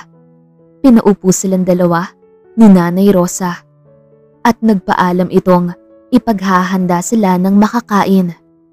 Natawa na lang si Eunice dahil sobrang liit ng mundo nila. Tuloy pa rin ang usapan. Ngayon lang niya napagtanto na madaldal pala itong si Kay. Hindi lang masyadong halata dahil nakaranas ng problema. Kinagabihan, habang si Nico ay nagmamadaling umuwi dahil gutom siya. Nagbabaka sakali nga siya na baka makasalubong niya sa daan si Eunice para naman may kasama siyang kumain sa labas. Narinig niyang parang ang ingay ng ate Kay niya. Ang lakas ng boses nito na nakikipag-usap. Sino kaya ang naging bisita nito? Napanganga siya nang pagpasok niya ng front door ay nakita niya si Eunice nakaupo sa sofa katabi ng kapatid. Eunice? Untag ni Nico. Ngumiti ang dalaga. Halika Nico, si Eunice nga pala, yung sinasabi ko sa iyong kaibigan ko. Sabi ni Kay. Hala, na hindi ko man lang naisip na ikaw yung sinasabi ni ate. Naiiling na tugon ni Nico. Nagkatawanan ang dalawa. Ako nga rin eh. Kung hindi ako sinama ni Kay rito, ay hindi ko malalaman. Nakangiting sabi ni Eunice. Dahil sa tuwa na nadarama ni Nico, ay agad siyang napayakap ng mahigpit kay Eunice. Gulat ang dalaga, pati na rin ang ate niya, nakanganga. Thank you for helping my sister Eunice. Pabulong na saad ni Nico. Tumagal ang yakap ng ilang minuto. Naramdaman na lang ni Nico na may kumurot sa tagiliran niya, kaya napalayo siya kay Eunice. Uy, ang landi mo, pwede namang magpasalamat na hindi yung mayakap. Baka iisipin ni Eunice na may kapatid akong manyakis. Saway ni Kay. Napahalakhak na lang si Eunice sa narinig nito. Grabe ka, hindi lang naman kayo yung magkaibigan. Kami rin dalawa. Mas una nga kami nagkakilala. Reklamo ni Nico. Napahinga ng malalim si Nico nang maramdaman niyang lumundag ang puso niya sa naging ngiti ni Eunice sa kanya. Pero hindi siya pwedeng maka-feel ng ganito dahil nasa part of healing pa ang dalaga. Baka magawa siyang rebound. Para walang gulo ay dalawa tayong kaibigan niya, sabi ni Kay. Napangiti na lang si Nico. Thankful siya masyado kay Eunice dahil sa palaging pagbisita nito sa mental institution ay gumaling ang kapatid niya na akala niya wala ng pag-asa talaga. Kahit nga siya ay hindi niya ito makontrol. Ganun talaga siguro kapag parehong nasa pain, nagkakasundo, nagtutulungan. Maghapunan na tayo. Tulungan ko lang si Nanay Rosa. Turan ni Nico. Tumango naman ang kapatid niya, kaya tumayo siya at pumasok sa kusina. Sobrang lapad ang pagkakangiti ni Nanay Rosa nang magpang-abot ang kanilang tingin. Natatawa nga siya dahil palagi nitong hinahanap sa kanya si Eunice, gayong wala naman silang relasyon. Nandyan si Eunice. Kung buntis pa ako ay pinaglilihian ko na siya. Masayang sabi ni Nanay Rosa. Oo nga eh, magkaibigan pala silang dalawa. Sagot ni Nico. Maupo ka na dyan, kakain na tayo. Tatawagin ko lang sila. Sabi ni Nanay Rosa. Tumango naman si Nico. Tutulungan pa sana niya ang matandang babae, pero tumanggi ito. Ang bilis ng naging kilos ni Nanay Rosa. Nakapaghanda na agad ito ng hapunan nila. Napangiti na lang si Nico nang makita niyang papasok ng kusina sina Eunice at Ate Kay. Sobrang saya ng kapatid niya na hindi man lang niya nakikita noong nakaraang taon. Pwede naman palang maging masaya sa ibang bagay bukod sa naibibigay ng karelasyon. Kung magkakaproblema ay maghahanap ng iba. Tumayo si Nico at ipinaghilan niya ng upuan ang tatlo. Magpaka-gentleman siya kahit ngayon lang. Nakangisi ang ate niya na tumingin sa kanya na para bang may napapansin na kakaiba. Isang buwan ang nakalipas habang si Eunice ay hindi pa rin nawawala ang kanyang pagiging workaholic. Lalo na one time nakita niya mismo yung dating boyfriend niya na kasama ang pinakasalan nito sa loob ng mall. Buntis na yung babae kaya mas lalong lumala ang anxiety niya. Pag uwi niya ng bahay ay talagang iyak siya ng iyak. Hindi niya pinapansin yung tumatawag sa kanya. Nagpatuloy lang siya sa pag-iyak hanggang sa mapagod siya at tuluyang makatulog. Naramdaman na lang niya paggising na may nakatingin na sa kanya. Hanggang kailan ka magiging ganyan? Tanong ni Kay. Napahinga ng malalim si Eunice. Hindi ko alam, sagot ni Eunice. Sinamaan siya ng tingin ni Kay. Ang lakas ng loob na pagsabihan ako, pero hindi mo pala ma-apply sa sarili mo. Baka gusto mong iparehab kita dahil mukha ka ng adik. Sa alak nga lang, sabi ni Kay. Napailing na lang si Eunice. Maya-maya lang ay inaalagaan siya ni Kay. Ipinagluto siya at pinakain na rin para kahit papaano ay gumaan ang pakiramdam niya. Kaya ako nag-iiyak ng ganito dahil nakita ko yung ex-boyfriend ko. Nakasama yung pinalit sa akin. Nabuntis na ngayon. Sana ako yung nandun. Ako nga talaga yun. May panghihinayang na kwento ni Eunice. Hinawakan ni Kay ang likod niya. Sabay haplos. Maghihiwalay din ang mga yan. Trust me. Hindi maganda yung galing sa nakaw. Sabi ni Kay. Bakit yung iba ay masaya na ngayon? Tanong ni Eunice. Napakagatlabi na lang si Kay. Kanya-kanyang karma kasi yan. Merong masaya sa umpisa. Tapos yung iba, karmahin sa una. Sagot ni Kay. Napahilamos na lang sa mukha niya si Eunice. Sa kabilang banda, nakaramdam ng pag-aalala si Nico nang mapansin niya ang kapatid na malalim ang iniisip. Okay ka lang ba ate? Tanong ni Nico. Tumingin sa kanya ang kapatid, sabay buntong hininga. Kagagaling ko lang sa bahay ni Eunice. Iyak siya ng iyak dahil nakita niya yung ex-boyfriend niya kasama yung pinalit sa kanya. I'm worried dahil baka tuluyan siya maging addict sa alcohol at maging sakit na. Tulungan mo siya para sa akin, Nico. Iba't iba kasi ang healing process ng isang tao. Sagot ni Kay. Akong bahala. Relax ka lang dyan. Baka ikaw naman yung magkasakit. Sabi ni Nico. Ngumiti ang ate niya, sabay yakap ng mahigpit sa kanya. Nagbihis muna si Nico dahil balak niyang puntahan ngayon si Eunice. Aayain niya itong gumala sila para gumaan ang pakiramdam nito. Makalipas ang 1 oras ay narating na niya ang bahay ng dalaga. Nag-doorbell siya kasi nakalak naman yung gate. Nico, anong ginagawa mo rito? Akala ko si Kay yung pumunta. Tanong ni Eunice. Napansin nga talaga niyang namumugto ang mga mata nito. Ayaw mo yatang dinadalaw kita. Sagot ni Nico. Napangiti ito sa sinabi niya. Hindi naman sa ganon. Nagulat lang ako. Halika, pasok ka. Sagot ni Eunice. Ngumiti si Nico na nakasunod kay Eunice, papasok sa loob ng bahay. Ayain sana kitang lumabas. Road trip tayo. Magpapahangin lang. Aya ni Nico. Sige, magbibihis lang ako. Teka lang, kumain ka na ba? Tanong ni Eunice. Oo, kapag nagutom tayo ay doon na lang tayo bibili ng foods. Nakangiting sagot ni Nico. Nakangiti naman si Eunice na nakatingin sa kanya.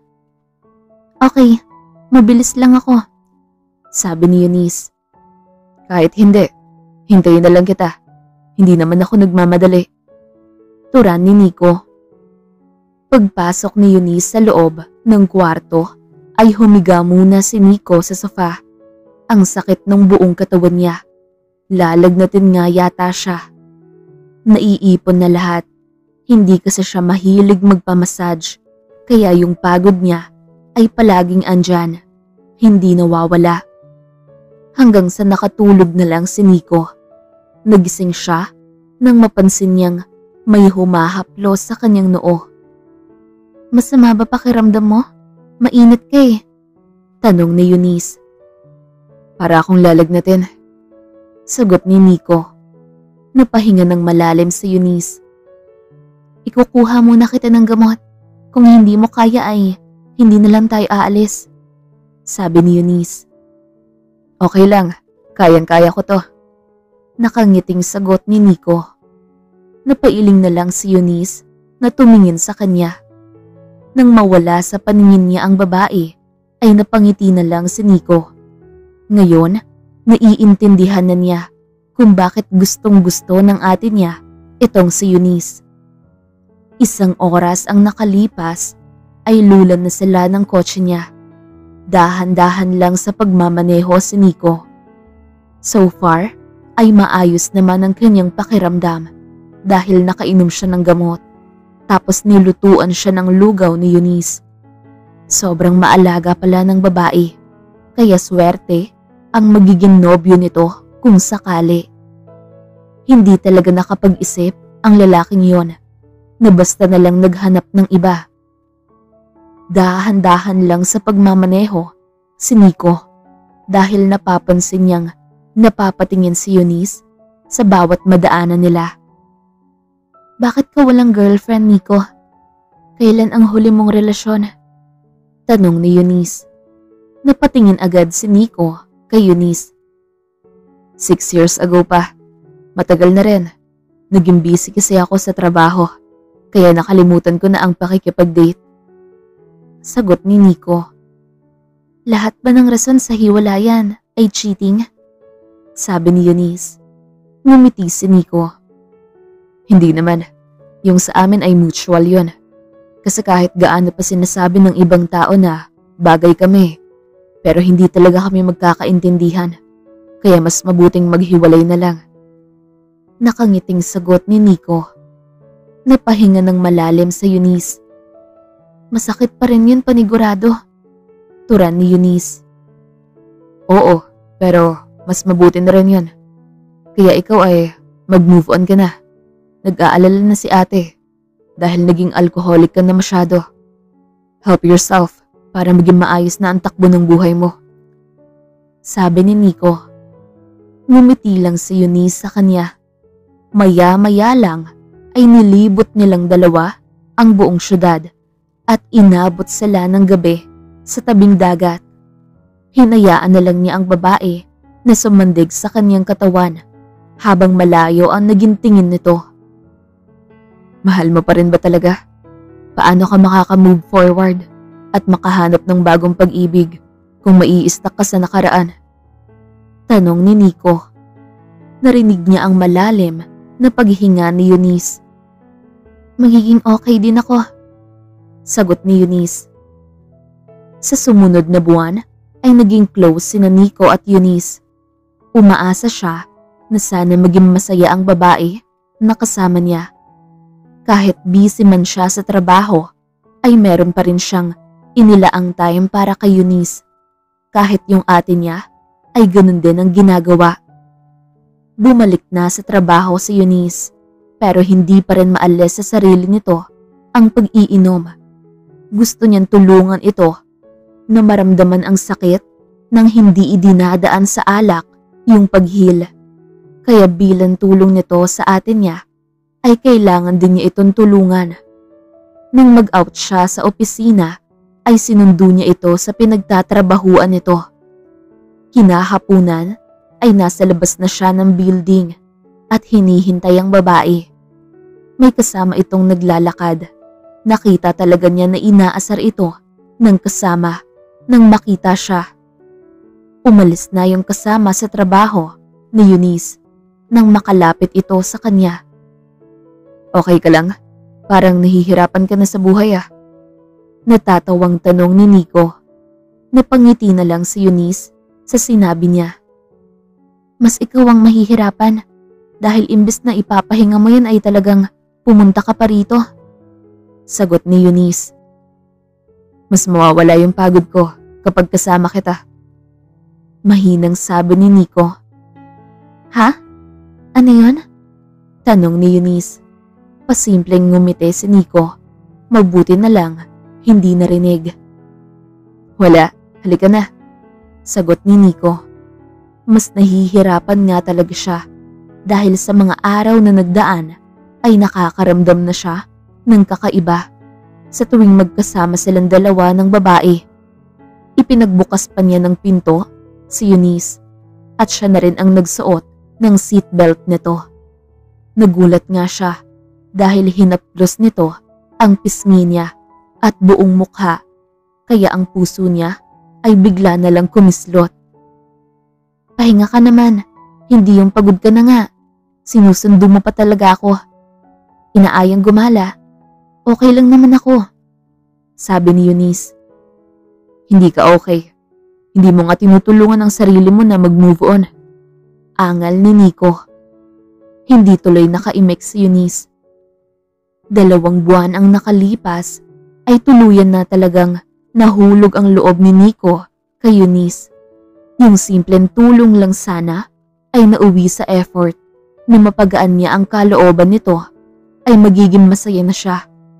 Maramdaman na niya na maayos ang babae, kaya alam niyang may nagagawa pa rin siya dito. Pero siya naman itong nahihirapan kasi hindi niya alam kung paano itatago ang kanyang feelings. Gaya na lang ngayon, nasa bahay si Eunice, kasama nito ang ate niya na nagluluto ng pancake. Siya naman ay nasa gilid lang, nakatingin. Pero ang ngiti niya ay hindi maalis sa kanyang mga labi. Halika Nico, pakitikman tong mga niluto namin. Hindi ko malasahan ng tamis. Sabi ni Eunice. Talagang hindi na, kasi kanina pa kayo kain ng kain. Sagot ni Nico. Nagkatawanan ang dalawa. Hindi nakahuma si Nico nang subuan siya ng pancake ni Eunice. Nang tumingin siya sa kapatid ay nakangisi lang ito at kinindatan siya. Ano, matamis ba? Tanong ni Eunice. Huwag mo nang tanungin yan, basta ikaw ay hindi yan ko kontra. Sabi ni Kay. Sinamaan niya ng tingin ang ate niya. Wala itong alam pero parang nakaramdam na rin.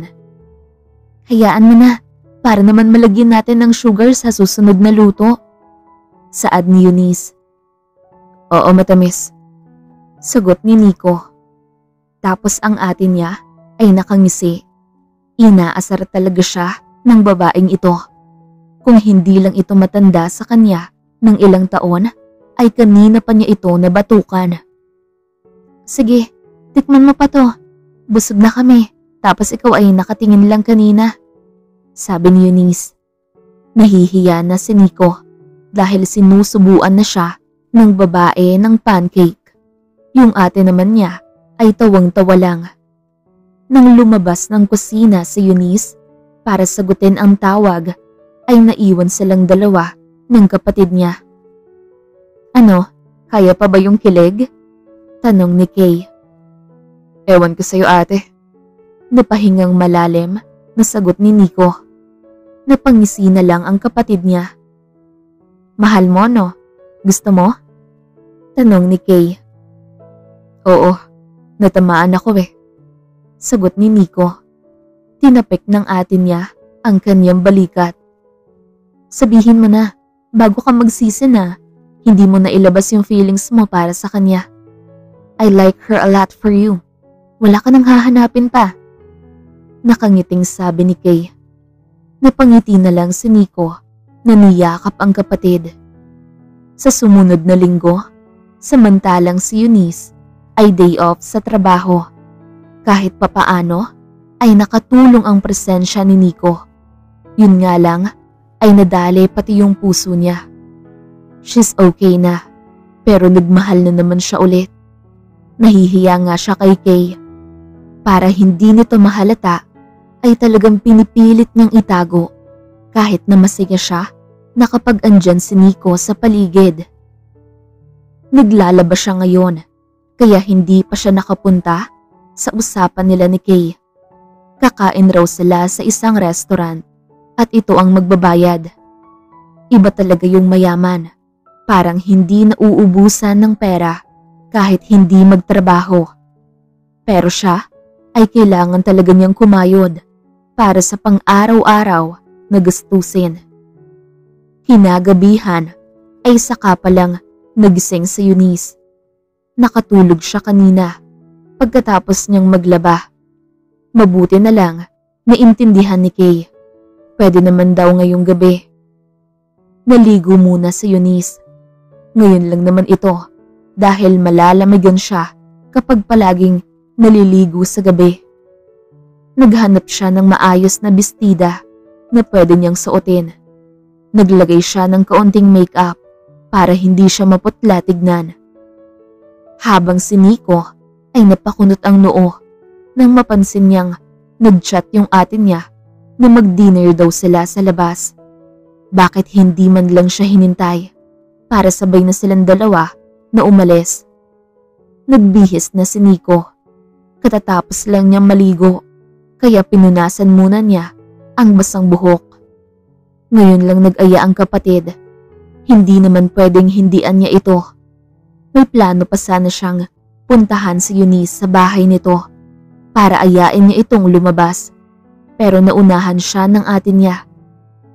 Pagdating niya sa venue, ay nagulat siya dahil si Eunice ang nadatnan niya, hindi ang kanyang kapatid. Kaya agad niyang minessage si Ate Kay at natuwa siya sa sinabi nito. Siya na daw ang bahala sa susunod na hakbang.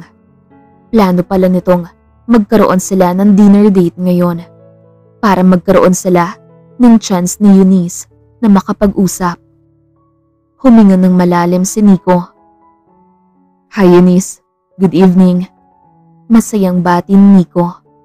Napalingon sa gawin niya si Eunice na nakangiti.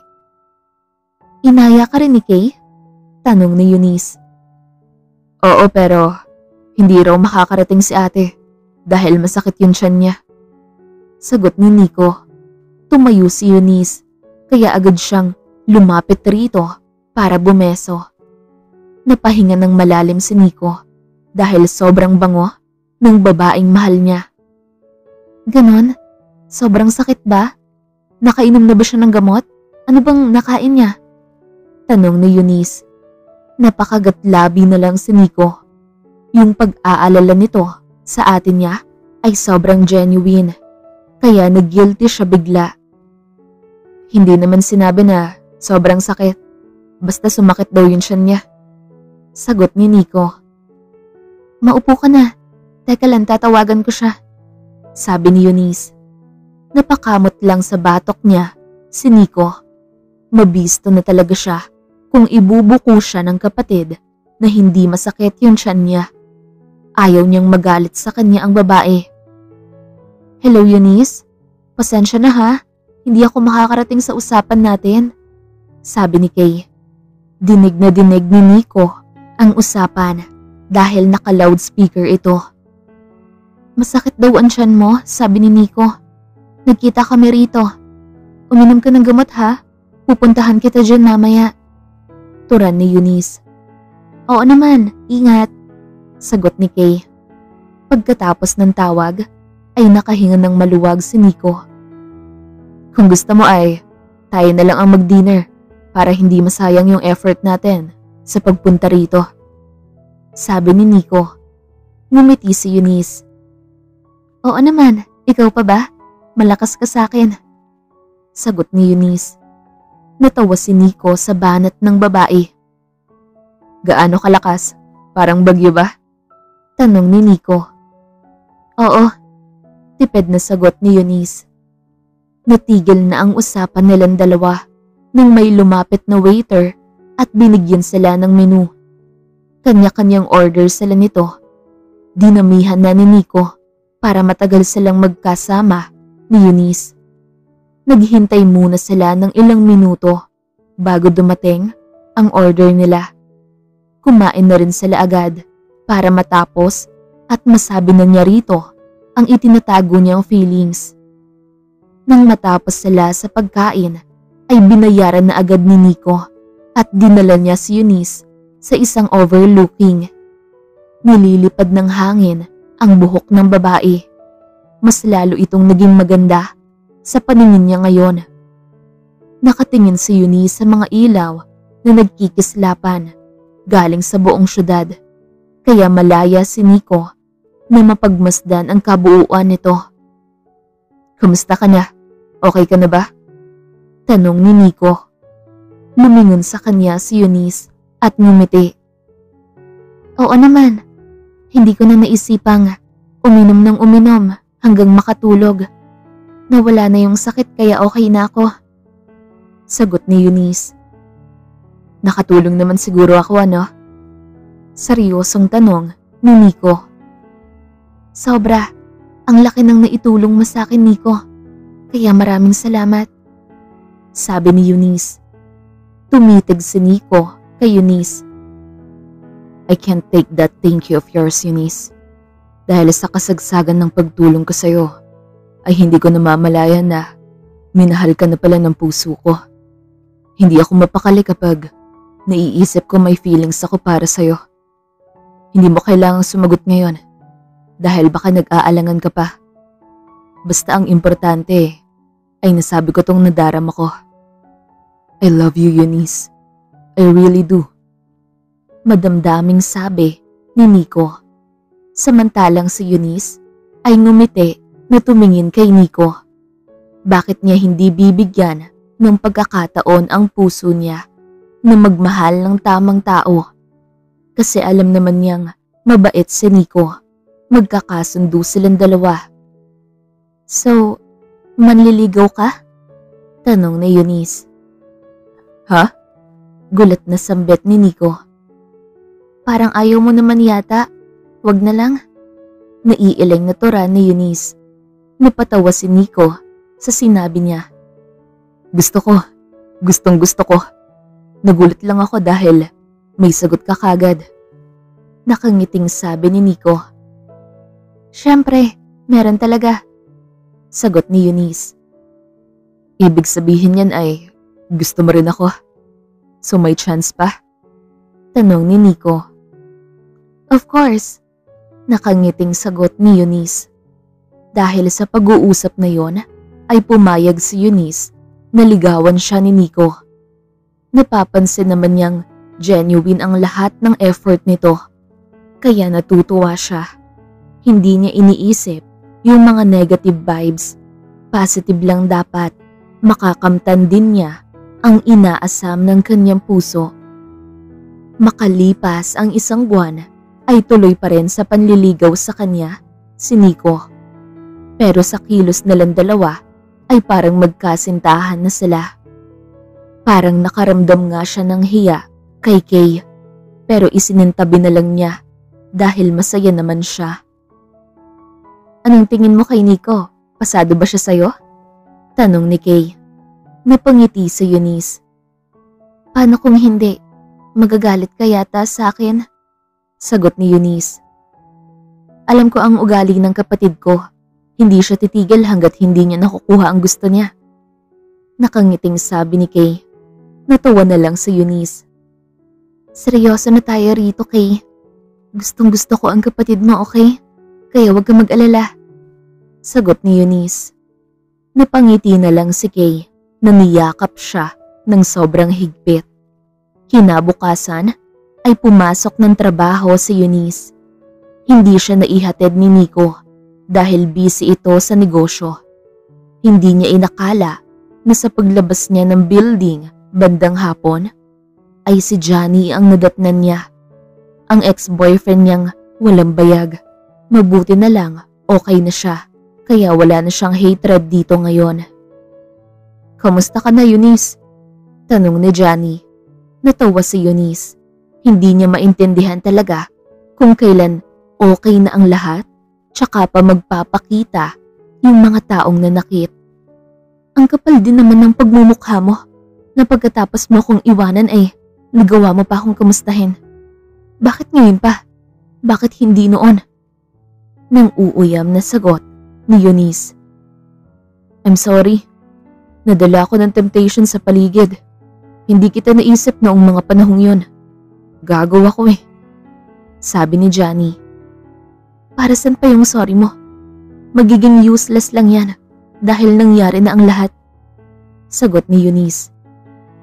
Alam ko pero iniisip ko na lang at least ay nakahingi ako ng sorry sa'yo. Sabi ni Johnny. Napailing na lang si Eunice. Okay na. Sana naman ay ito na ang una at huli nating pagkikita. Sagot ni Eunice. Nang umalis na si Johnny, ay hindi na niya ito hinabol pa ng tingin. Wala nang saysay ang paghingi nito ng tawad sa kanya dahil huli na ang lahat. Napangiti siya nang pagtingala niya ay ang mukha ni Nico ang kanyang nakita. Dali-dali siyang lumapit rito at niyakap ito ng sobrang higpit. Are you okay? Tanong ni Nico. I miss you, sagot ni Eunice. Kaya hinaplos ni Nico ang kanyang likod. Ang lalaki ang mahal niya, kaya kahit anong mangyari ay ilalaban niya ito. Desidido na siyang sagutin ito kung tatanungin siya nito tungkol sa panliligaw nito sa kanya. Parang natatakot ako sa pagganyan mo ah. Sambit ni Nico. Natawa na lang si Eunice. Ang galing, pinag-iisipan mo na ako ng masama ngayon. Reklamo ni Eunice. Niyakap siya ni Nico. Biro lang naman, sagot ni Nico. Pagdating nila ng bahay, ay humilata agad si Eunice sa sofa. Iniunat niya ang kanyang katawan dahil parang bumaluktot sa buong araw na pagkakaupo. Tumabi din si Nico sa kanya at yumakap, kaya hinayaan na rin niya ito para makapagpahinga. Nang makatulog si Nico, ay naisipan niyang magluto ng hapunan para sa kanila. Umalis muna siya saglit para bumili ng seafood dahil nagkikrave siya. Isang oras ang nakalipas ay nailuto na niya lahat. Bumili din siya ng cake para may dessert sila. Nang pumasok si Nico sa kusina ay nagulat ito nang makita ang maraming pagkain na nakahanda sa mesa. "Anong meron?" tanong ni Nico. Ngumiti si Eunice. "Wala naman, maghahapunan lang tayo," sagot ni Eunice. "Ang tagal ko palang nakatulog dahil nagawa mo pang magluto ng ganyan kadami," sabi ni Nico. Ipinaghila na siya ng upuan ni Nico at sabay na silang dalawa na naupo. Inaasikaso niya ang lalaki. Ngiting-ngiti naman ito na nagpapasalamat sa kanya. 2 buwan ang nakalipas ay may business conference si Nico kaya hindi siya nito nasundo. Wala namang problema sa kanya at naiintindihan niya ito. Palagi silang nagkakaintindihan kaya wala silang problema at away. Nagpapahinga siya ngayon sa kanyang kwarto nang tumunog ang kanyang cellphone. Sinagot niya agad dahil si Kay ang tumawag. "Tulungan mo ko, Eunice. Si Nico nagwawala," sabi ni Kay. "Ha? Bakit? Anong nangyayari?" tanong ni Eunice. "Pumunta ka na lang rito, please," sagot ni Kay. Hindi nakapagbihis si Eunice. Dali-dali siyang tumakbo palabas ng bahay at naghanap ng pwedeng masakyan. Mabuti na lang ay nakasakay siya agad. Pagdating niya sa bahay ni Nico, pumasok siya agad at nadatnan niya na maraming basag na vase. Tapos si Nico namumula sa galit na nakaupo sa sofa. Si nanay ay nakatayo lang na parang tuod. Tapos si Kay ay namumula ang mga mata sa kakaiyak. "Ano bang nangyayari ha? Bakit nagwawala ka?" Nakakunot ang noo na tanong ni Eunice. "Kausapin mo ang babaeng yan. Baka hindi ko matansya. Makakalimutan kong nakakatandang kapatid ko yan," sagot ni Nico. Napakunot ang noo ni Eunice na nakatingin kay Kay. Nagsimula na itong umiyak, kaya nilapitan niya ito. "Bakit, Kay?" tanong ni Eunice. "Naabutan niya kung may kasamang lalaki dito sa sofa. Nag-uusap lang naman kami. Bigla na lang siyang nanuntok ng walang pasabi. Hindi ko alam kung nasaan nilagay ang utak niyan. Nawala yung professionalism," sagot ni Kay. Nakita niyang tumayo si Nico, kaya nilapitan niya ito. "Ako pa talaga ang walang utak ha? Hindi mo man lang nakita yung concern ko sa'yo? Baka tuluyan ka na namang mabaliw kapag lolokohin ka ng lalaking yon. Hindi ka na nadala ha?" sabi ni Nico. Napahinga ng malalim si Eunice. "Kung lahat ng lalaki ay manloloko, kasali ka na rin doon. Bakit? Ako sinabi ko ba kay Eunice na huwag kang sasagutin dahil sa naloko na ako ng lalaki ha? Tinulungan pa kita. Kung masama akong kapatid ay siniraan na kita dahil kaibigan ko rin tong sa Eunice. Feeling perfect ka masyado. Wala kang modo. Bastos ka, hindi mo ko nire-respeto." May himig na pagtatampo na turan ni Kay. Napakagatlabi na lang si Eunice. Kung iisiping mabuti, ay talagang mali ang ginawa ni Nico.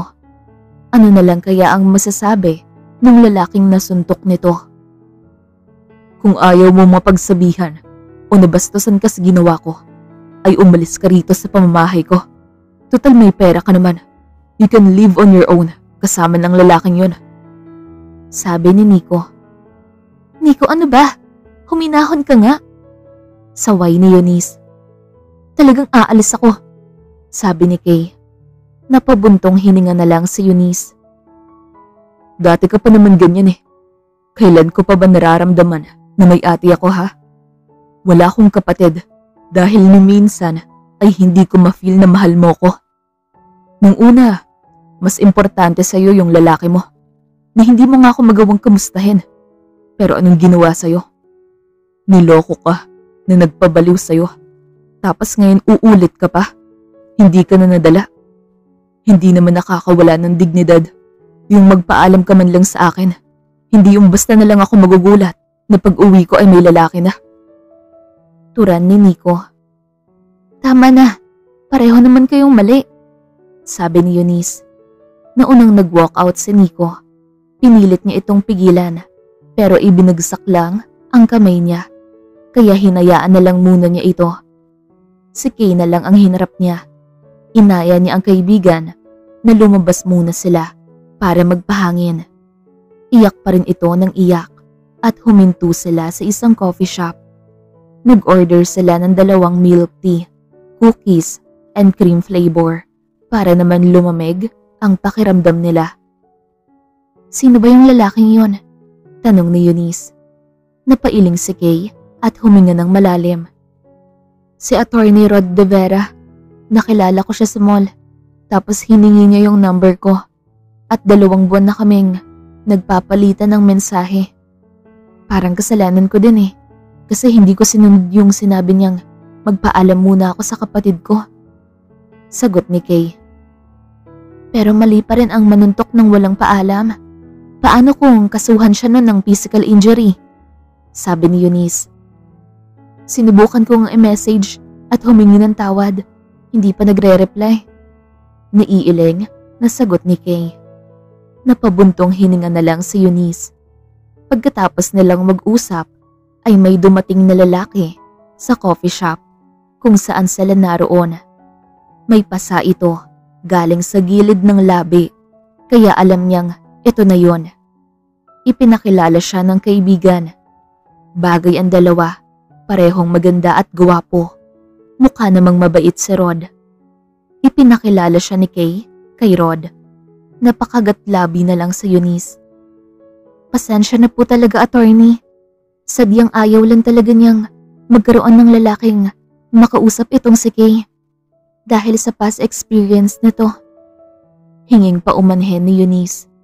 Ngumiti naman ng sobrang lapad si Rod. Okay lang, wala namang kaso sa akin ang ginawa niya. Naiintindihan ko siya dahil mas worse pa nga yung nagawa ko sa mga kapatid kong babae noon. Pinaghiwalay ko sila ng mga boyfriend nila. Kaya ang nangyari ay hindi nila ako kinakausap ng 1 taon. Mabuti na lang nagkabalikan sila at ngayon ay naninirahan na sa ibang bansa. Okay naman na kami pero ayaw pa rin na lang mapalapit sa akin dahil baka paghiwalayin ko sila ulit. Meron na daw mga anak na involved. Overprotective kasi akong kapatid, kaya ganun. Nakangiting sagot ni Rod. Nakahinga naman ng maluwag si Eunice. Wala na palang demandahan na mangyayari. Maraming salamat po ulit, attorney, sabi ni Eunice.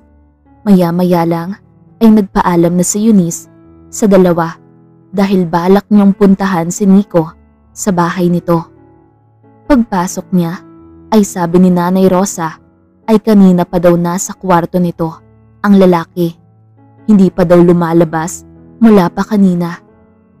Bukas naman ang pinto kaya pumasok na siya at nadatnan niya si Nico na nakadapa. Bakit nandito ka ha? Akala ko ayaw mo na rin sa akin. Tanong ni Nico. Napakagatlabi na lang si Eunice at niyakap niya ito. Wala naman akong sinabing ayaw ko na sa'yo.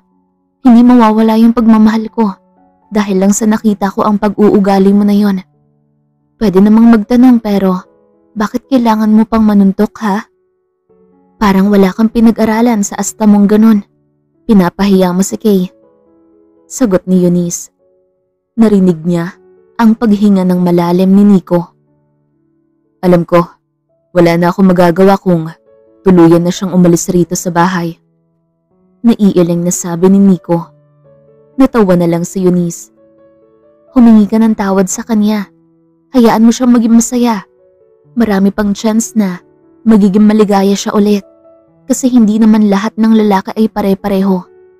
Gaya ko na lang na nakilala kita. Kaya sumugol ako ulit sa pag-ibig. Sagot ni Eunice. Ngumiti si Nico at niyakap siya ng sobrang higpit.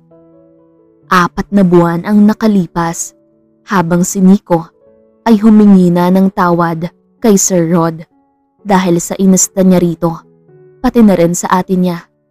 Natakot din siya bigla dahil nasaksihan ni Eunice ang ugali niyang yon. Baka iwanan siya. Nakikita din naman niyang seryoso ang batang abogado sa hangarin nito sa kapatid ay maging mapayapa din ang kalooban niya. At siya naman ay nasa jewelry sa oras na to dahil naghahanap siya ng singsing para kay Eunice. Ilang beses na niyang pinag-iisipan ito na gusto niyang mag-level up na ang kanilang relasyon. Marrying type naman ang babae, kaya gustong-gusto na niya itong makasama habang buhay. Nang may makita siya na babagay kay Eunice, ay binayaran na niya ito at umalis na siya. Nasa bahay na siya ni Eunice. Nag-text ito kanina, kaya hindi na siya sumundo. Dumiretso na lang siya papunta sa bahay ng nobya. Pagpasok pa lang ni Nico ay naririnig na niya ang malamyos na tugtugin, kaya nagtaka siya kung ano ang meron. Sinundan niya ang tugtog at humantong siya sa likod bahay. May mesang nakalagay na may 2 upuan, tapos mga pagkain. Dito nakatayo ang nobya niya na nagsa-selfie at kumuha ng bawat anggulo. "Hay mahal, halika, ang tagal mo naman dumating." Nakangiting turan ni Eunice. Ngumiti si Nico. "Anong meron?" tanong ni Nico. Pero sanay na siya dahil palaging may surprise na ganito ang nobya. Daig pa siya sa effort, kaya mahal na mahal niya ito. Kahit ganun pa man, ay hinihigitan din naman niya para give and take sila. "Wala lang, naisipan ko lang na mag-dinner tayo sa labas. Hindi ko na maaya si Kay dahil may attorney na ito, kaya tayo na lang." Sagot ni Eunice. "Yeah, forever mo naman ako," sabi ni Nico. Kaya lumapit siya kay Eunice at niyakap niya ito ng mahigpit. "Kumain na tayo. Marami ulit ako nilutong pagkain," turan ni Eunice. Tumalikod ito sa gawin niya, kaya dali-dali siyang lumuhod. Nang pagkaharap ng nobya, ay ipinakita niya ang singsing. "Will you marry me, Eunice?" tanong ni Nico. "Yes, Nico," tugon ni Eunice. Agad na tumayo si Nico at isinuot niya ang singsing kay Eunice. Sabay yakap rito. "I love you," sabi ni Nico. Ngumiti sa Eunice. "I love you too," sagot ni Eunice. Sa sumunod na buwan ay hindi na nagpatumpik-tumpik pa si Nico. Nagpakasal na sila ni Eunice. Umaasa siya na sana ay matupad din ng ate niya ang pangarap nito, ang maikasal, para sumaya naman ito at makalimutan ng tuluyan ang pait ng nakaraan. Walang kasiguraduhan ang buhay, pero kapag kasama ang minamahal ay lahat na paglalabanan.